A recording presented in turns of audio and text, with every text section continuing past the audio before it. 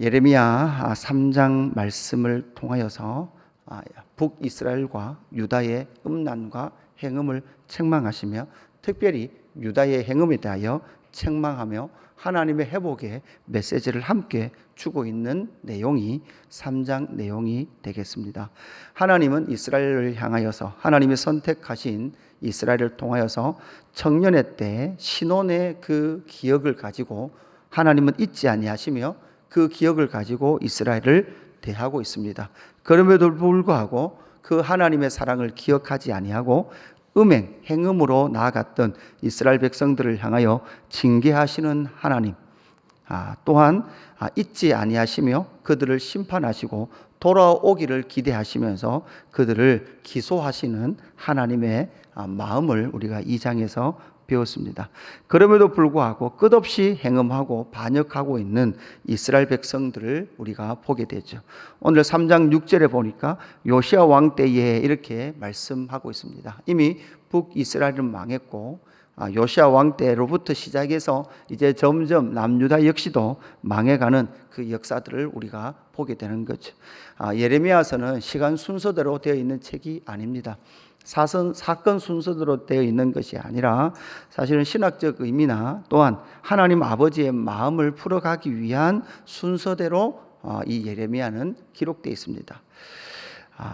요시야 왕 때부터 시작해서 하나님의 나라라고 말했던 그 남유다까지, 다윗의 언약이 있었던 그 남유다까지 망해갈 그 역사들을 바라보면서 하나님의 마음을 풀어놓고 있는 것이 3장 말씀입니다. 우리는 이 3장에서 하나님의 성품을 발견해야 합니다. 그리고 그 하나님의 성품을 알지 못했던 이스라엘 백성들의 모습도 우리가 찾아봐야 합니다. 우리는 끊임없이 어떤 본문 말씀에서든지 하나님의 하나님 되심, 그리고 그 하나님의 성품을 우리는 끊임없이 찾아야 합니다.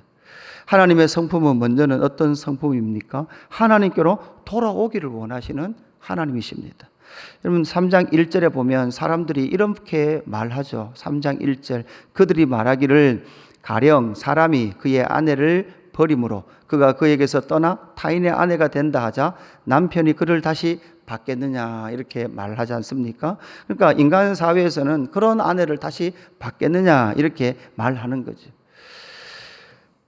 그럼에도 불구하고 오늘 3장 말씀에 보면 하나님은 계속해서 이스라엘 백성들에게 요청하고 있는 것이 무엇입니까? 너희는 나에게 돌아오라라고 요청하고 있습니다. 하나님의 성품은 무엇입니까? 돌아오면 받아주시는 하나님이십니다. 포기하지 않는 하나님이십니다. 하나님의 성품은 언제든지 하나님께로 돌아오기를 원하시는 하나님이시죠.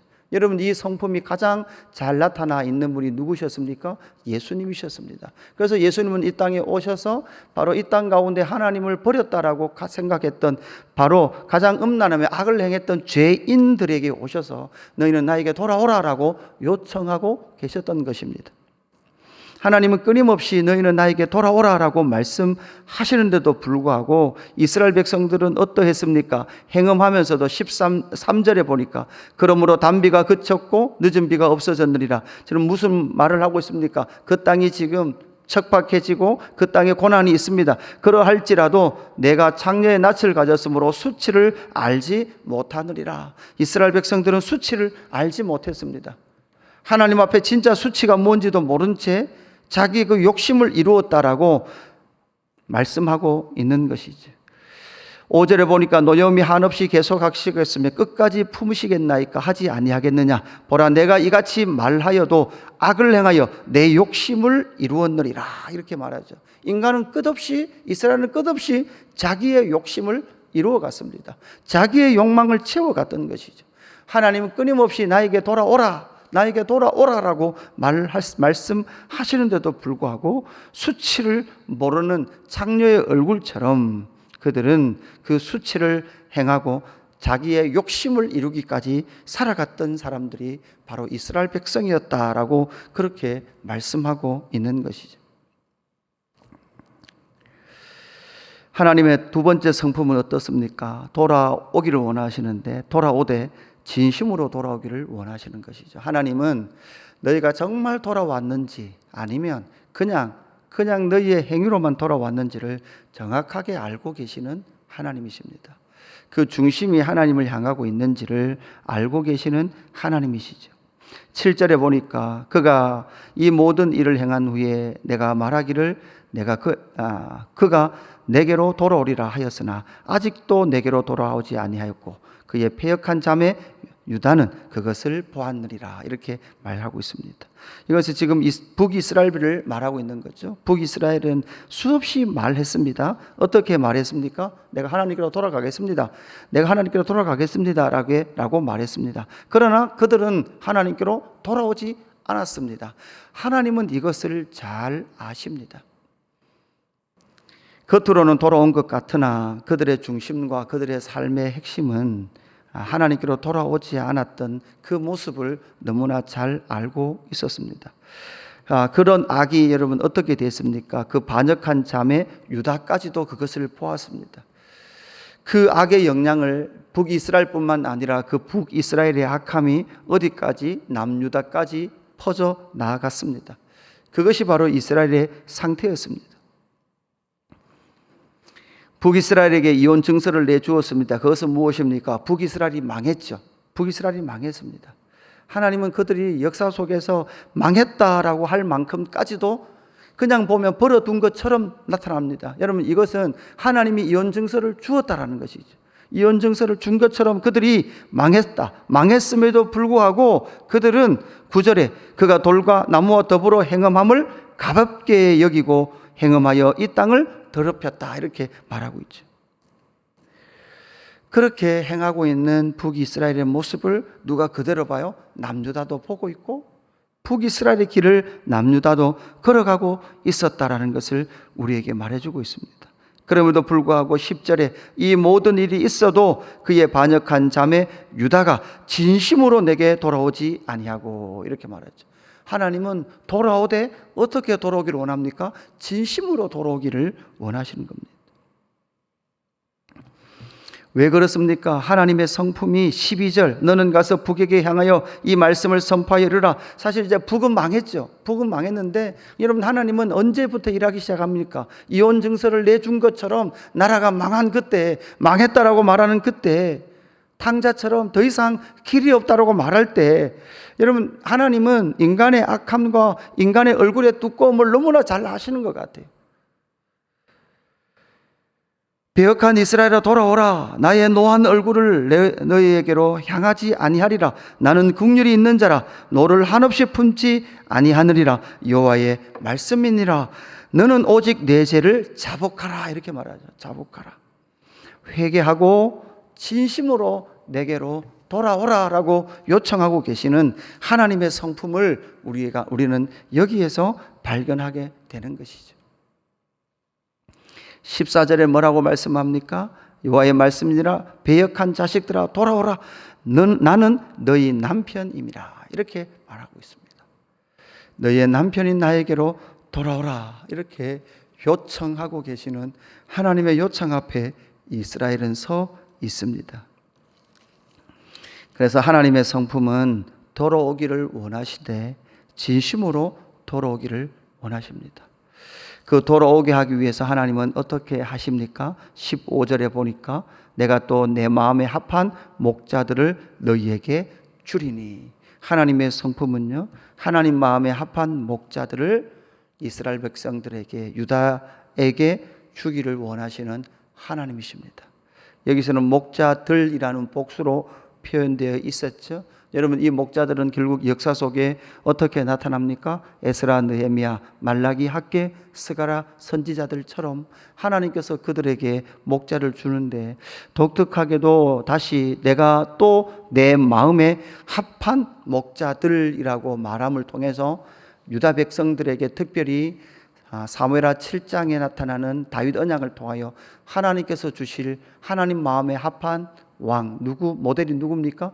다윗. 다시금 그 남유다 백성들에게 무엇을 기억하게 하십니까? 하나님의 다윗 언약을 기억하게 하셔서 그 다윗의 씨를 통하여 오게 되실 하나님 마음의 온전한 목자, 마음에 합한 유일한 목자이신 예수 그리스도를 예표하고 있는 그 예표들의 모습들로 나타나고 있다라는 것을 알 수 있습니다.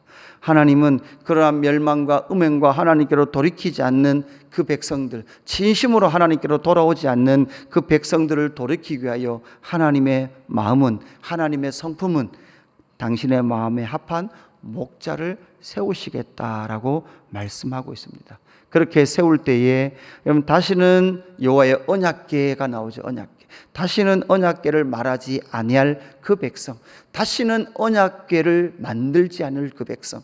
여러분 이게 언약궤로 나온다는 것은 여러분 또다시 다윗의 언약을 기억하게 하셔서 그 백성들을 영원하게 구원하시며 하나님의 영원한 기업되게 하시는 영광을 보여주실 그 은혜의 회복의 약속을 성취하시는 하나님의 신실하심을 우리에게 보여주고 있는 것입니다.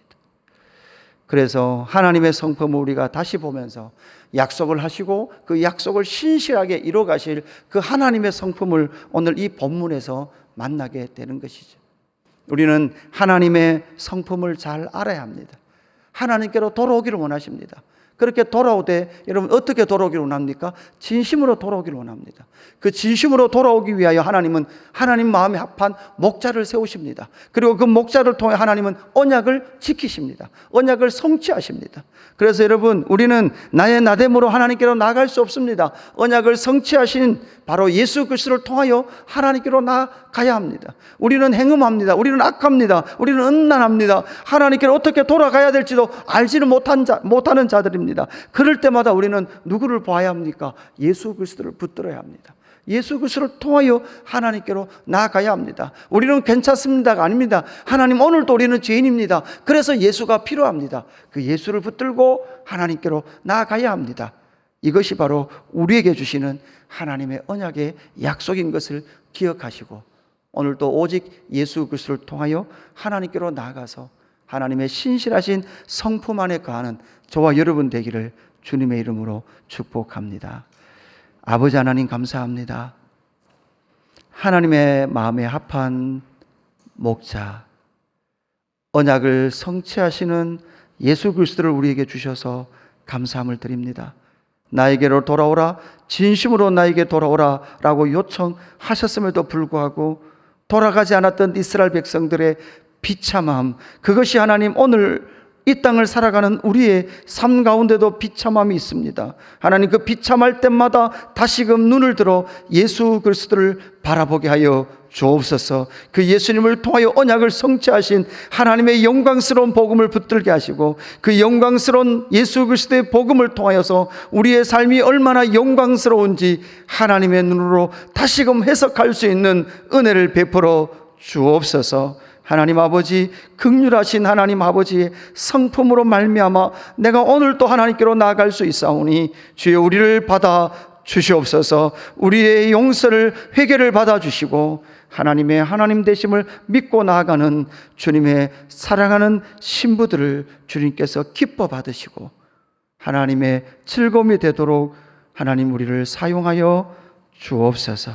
감사함을 드리며 구주 예수 그리스도의 이름으로 기도드리옵나이다. 아멘.